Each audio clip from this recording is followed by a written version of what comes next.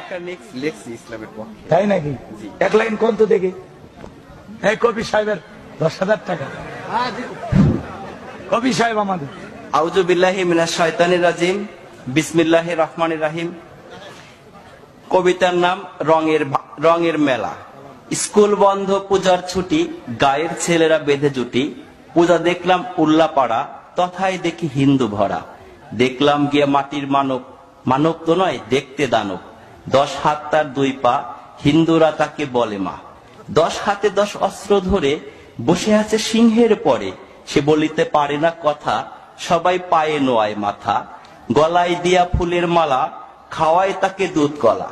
ভক্তি শ্রদ্ধা করে মান, বাক শক্তি নাইকো প্রাণ। প্রাণ নেই তবু কেমনে মরে, নিয়ে যায় তাকে নদীর তীরে। তীর হতে তুলে মধ্য জলে, লাথি মেরে দিয়েছে ফেলে। এখানেই মোর মনের কথা, মাকে কেন দিলে ব্যথা। করছো কেন রঙের মেলা, এগুলো তো ভাঙাচোরা খেলা।